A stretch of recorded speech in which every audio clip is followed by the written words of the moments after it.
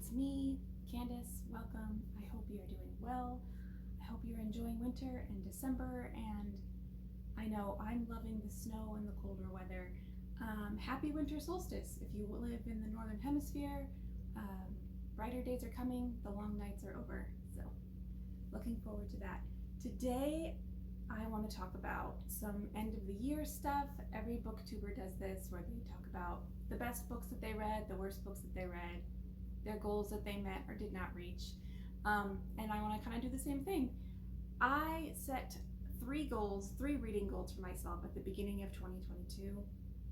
And one of those goals was to reread a favorite classic from my childhood or adolescence that I really loved at the time, but I haven't read in many, many years. And I wanted to see if I still enjoyed them, because I'm a really different person than I was back then.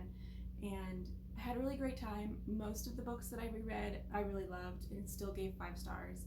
A few of the others I found to be a little bit different than I remembered, and that was really interesting. So I want to go over what I read each month in 2022 and talk to you about them. So in January, the book that I chose to read was Little Women by Louisa May Alcott. And Little Women was such a big part of my childhood. I wanted to be Jo, I wanted to be Amy, I wanted to be Meg, all at different points in my life. I grew up watching the 90s version of the film, and it's still my favorite. I understand that people like the newer one better, and I agree that as a film it probably is better, but I just love the 1990s version best. I don't know. Winona Ryder will always be my Jo. She is my Jo, and Christian Bale will always be my Laurie. It's just the way it is. And I love the movie, and I loved the book as a kid. When I reread it, I still loved it. I had a great time. I cried and I laughed again, and that is always a great experience with a book. I did find it to be a little preachy. There's a lot of life lessons or sermons in the book a little bit. It tends to throw morals in very heavily, which when I was a child, growing up in a religious household, it didn't seem preachy at the time, because everything in my life was a little bit preachy at that point. It seemed very normal. Now, as an adult looking back, I realize that there's a lot of heavy Christian themes, which I don't really mind, even though I don't hold the same views that I did as a child. I don't mind. They're all good things to learn. They're good things. It's a story about 4 young girls becoming wise, caring, kind little women. And so in order to become a caring, wise, kind person, you have to be taught lessons. And whether you're taught through a Christian worldview or through a different one, a different religion, or even just a general be a good person, they're all kind of the same. We all kind of agree as humans what is good and what is bad. So I didn't mind that, really, the preachiness. And so I still gave that book a pretty resounding 5 stars. In February, I read The Hound of the Baskervilles by not by Sherlock Holmes. The Hound of the Baskervilles is a Sherlock Holmes mystery book written by Sir Arthur Conan Doyle. And I think Hound of the Baskervilles was the first really twisty mystery I ever read as a kid or as a young person. And the twist and the mystery were so revolutionary to me. I was like, I can't believe somebody imagined this story. This is incredible. And it blew me away.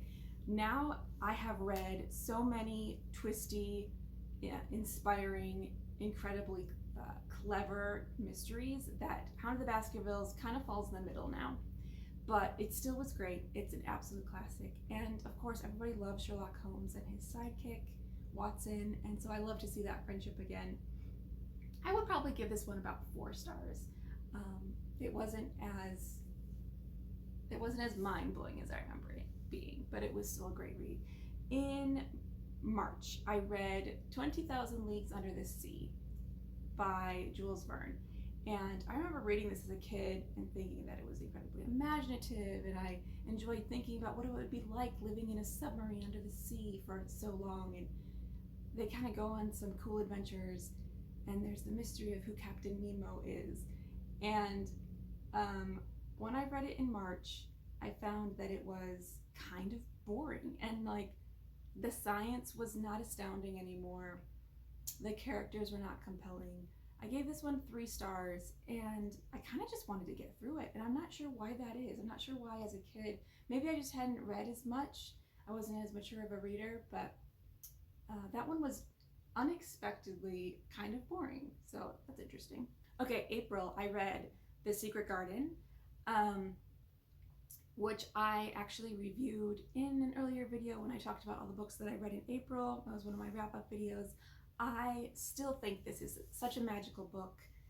I still think that other books by this author are magical too. The Little Princess is amazing. I kind of like them all. They're great childhood classics.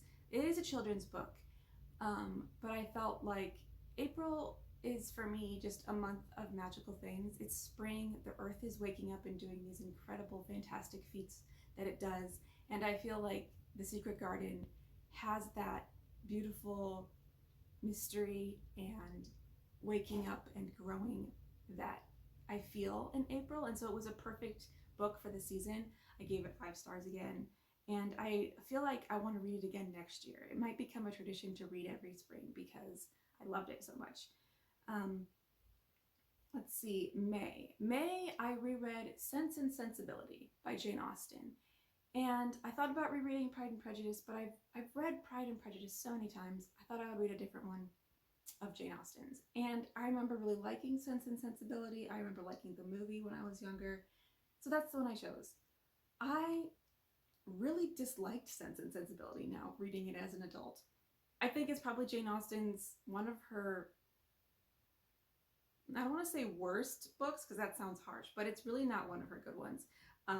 It's really outdated even for its time. The romance was a little awkward and chunky and felt contrived, and it was a lot about finances. It's these 2 sisters who they're kind of in financial straits, and they're really hoping to marry well so that they can be happy and not poor. And the thing is these 2 girls are like, oh no, we're so poor and we have to penny pinch, but their lifestyle didn't really talk about how poor they were. They just talked about it. And so I didn't feel like they were really poor, and I didn't feel like their romance was really heartwarming. It was just a little weird. The age difference between the people was too vast. The strange backstory of one of the romantic characters was strange and felt weird. So I just didn't really enjoy this one very much. Of course, the writing itself, Jane Austen, she was witty and charming, but the story and the plot and the characters didn't really hit me really well. So maybe 3.5 stars. I'm not going to read it again. I read it when I was younger. I read it now, so I've read it about twice. I can check it off my list. So we have, what comes after May? June. What did I read in June? It was the middle of the summer, so I read Midsummer Night's Dream by Shakespeare. William Shakespeare, the Bard. Classic for sure.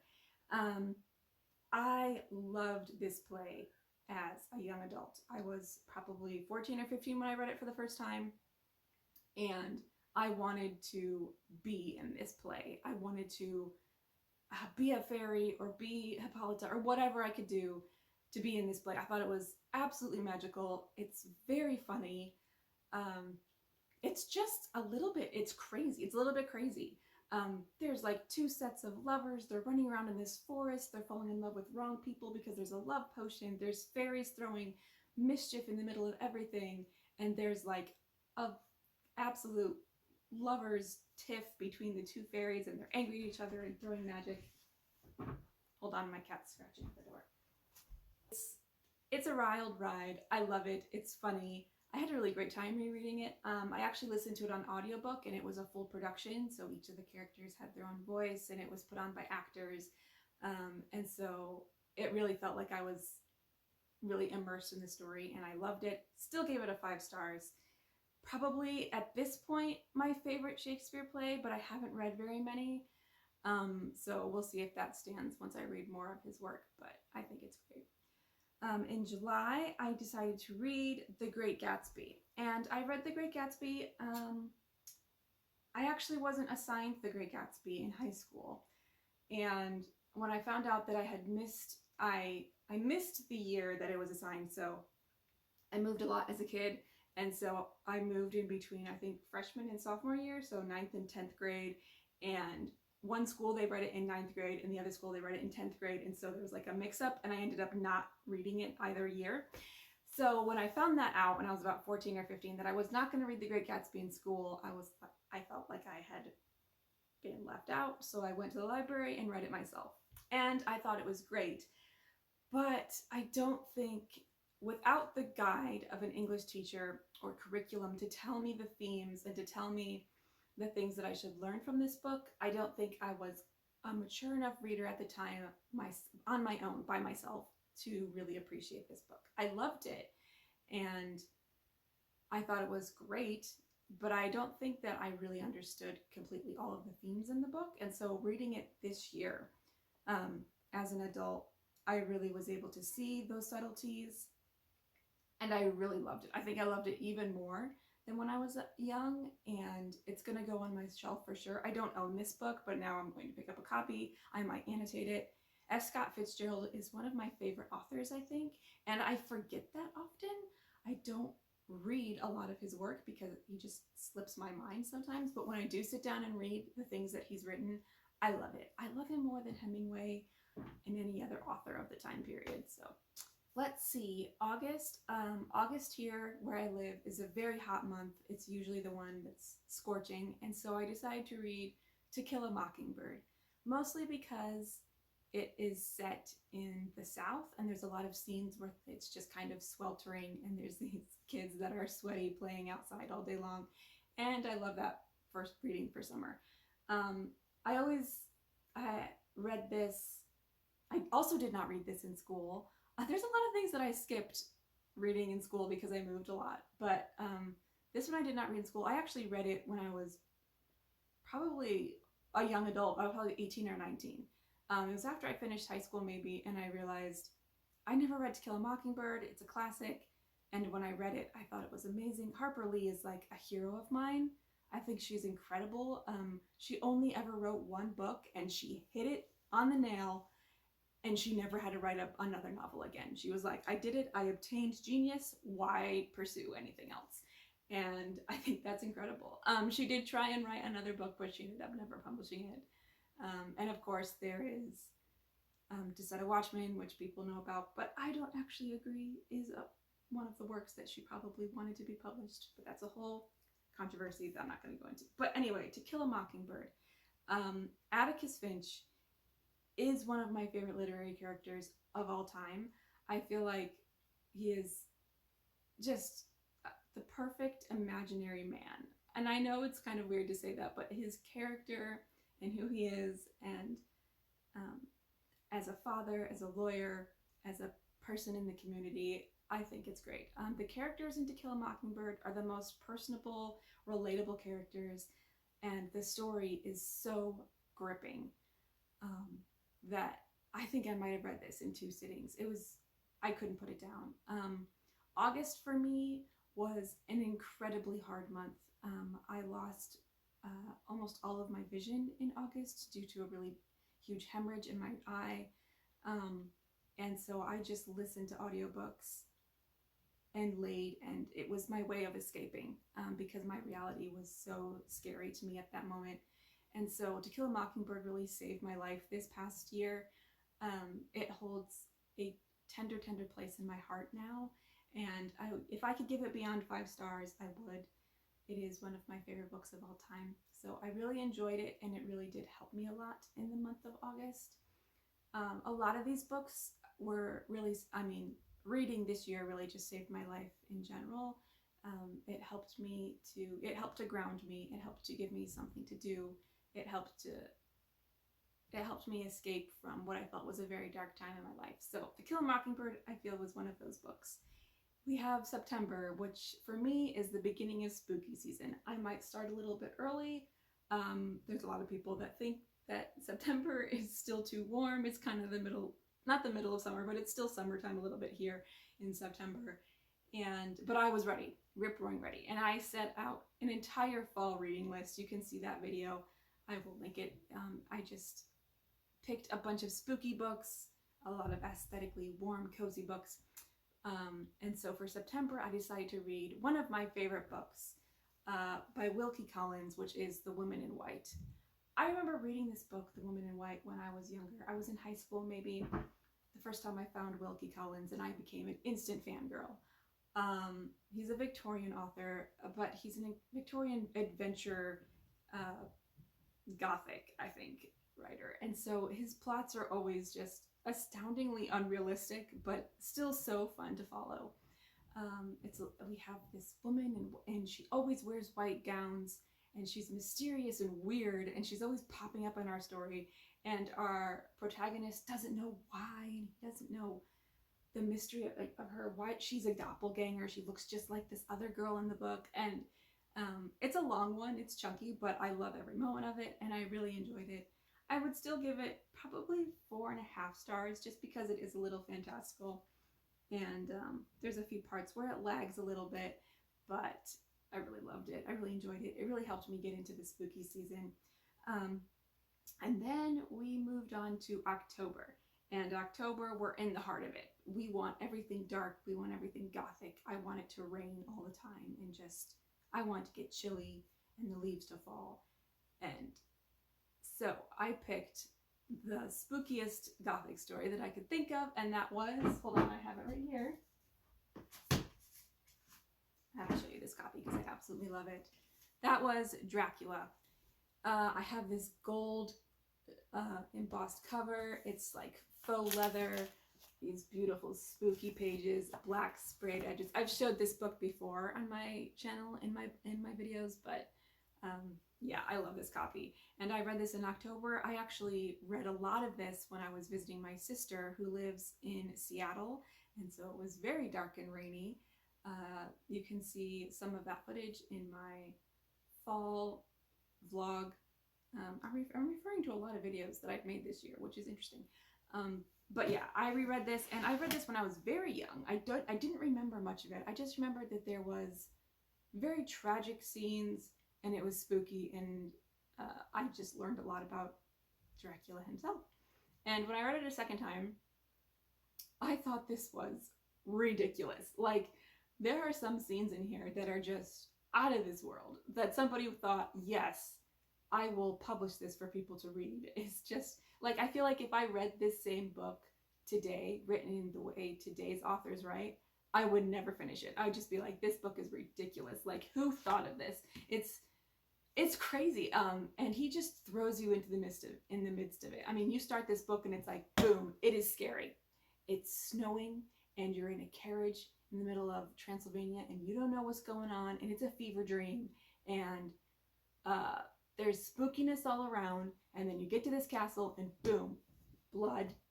The Count is scary. He never sleeps. What's going on? And it just even gets more gory. It gets more spooky the farther you go in, and it is fantastical. And I have to say, I probably loved every minute of it. I don't ever remember a moment reading this book that I did not enjoy. So I gave it 5 stars again, but I feel like I'm doubting myself. Like, should I give this 5 stars? It seems almost too crazy, but I loved it. It was like a roller coaster. I thought it was a perfect start to October, so there's that. I do have a copy of The Scarlet Letter, which I read in November, but I think it's on my other bookshelf, and I don't feel like getting it. It is a beautiful copy, though.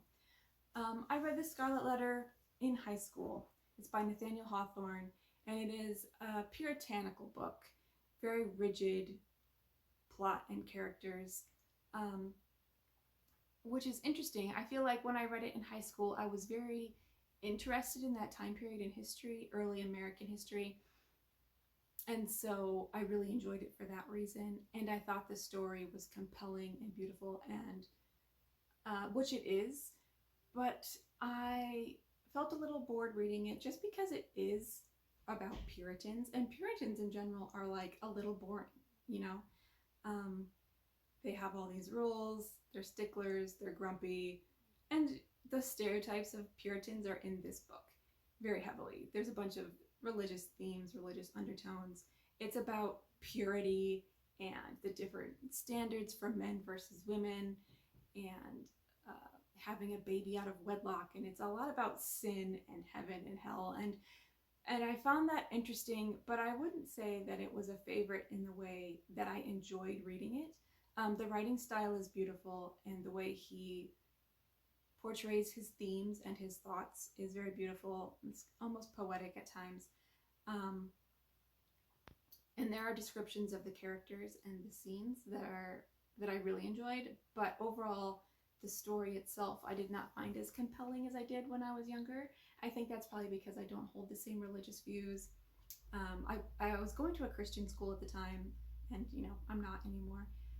I need to read more of Nathaniel Hawthorne because I love his writing style, but I didn't particularly think that The Scarlet Letter was probably one of my favorites of his, so I need to pick up more of his work. I gave it about 4 stars, and it it was kind of like a heavy, dense feeling book. There are some scenes where you just feel heavy, and so that felt appropriate for November, which is a dreary, cold, drizzly month, and so it did really fit with what I was feeling at the time, and so it was a good read. I did enjoy it. And then December, this month, might have been again one of my favorite books of all time. I reread Charles Dickens' A Christmas Carol, and I do this often. I either watch a theatrical portrayal, like a production, like a stage production of A Christmas Carol every year, and if I don't, I reread the book. And I think this story is just beautiful. I love Christmas. I am the most festive Christmas elf you can find. And I want to do all of the Christmas things. And I think that I owe so much of that to Charles Dickens. He gave Christmas a new type of spirit when he wrote this book. And the character, Charles Dickens, I know there are people that don't like him. My sister really hates Charles Dickens, actually. And there are some booktubers who really dislike him. But I think that he really redefined what it is to create a character and to create really humorous characters in humorous situations in a time period that was a little bit heavy and needed that. And A Christmas Carol, I feel, really lifted up Christmas and gave it a new spirit. And A Christmas Carol is iconic. Whether you've watched the Muppets version, or I grew up watching the Mickey Mouse Disney version with Scrooge, Donald the Duck Scrooge, and whether you cherish it because of those memories or because you actually love the real book, A Christmas Carol, I think it's iconic, and I really I enjoyed it. I listened to it all in one sitting. It's about, I don't know, 2 or 3 hours on audiobook, and I actually found a version where Sir Patrick Stewart reads it, and he is the most theatrical, dramatic person to read this book. If you can find that version, I would highly recommend, because he does the snores of Ebenezer Scrooge as he's sleeping. He does the dong of the bell when it rings, and it was a great experience. I loved it. It got me in the Christmas mood so much. I was like ready. I think I decorated the Christmas tree the next day because I was just like, this is life. It is everything. So I loved that. And those are all of the classics that I reread for the year of 2022. I can't believe that 2022 is leaving us. I feel like I just was getting used to it. We were just becoming friends. We were hanging out. We were becoming buddies. And now she's packing up and she's leaving. But, it's bittersweet. I always feel like the end of the year is bittersweet. I feel like it's sad to see the year go, but I'm so excited, and I'm looking forward to all of the reading goals that I have for 2023. I have so many, and they are lofty, let me tell you, but I've read so much this year, and I enjoyed so much of it, and I am really glad that I set this unusual goal to reread the classics for 2022. I don't usually reread books. I feel like there are so many books out there that I want to read that I don't have time to reread ones that I've already, stockpiled up. But these classics that I really enjoyed when I was younger, I enjoyed again as an adult, and I thought that they were important to enjoy again. So I hope you enjoyed seeing these books. Maybe you found a few that you hadn't heard of before and that I felt were worth reading twice. So maybe you'll feel are worth picking up.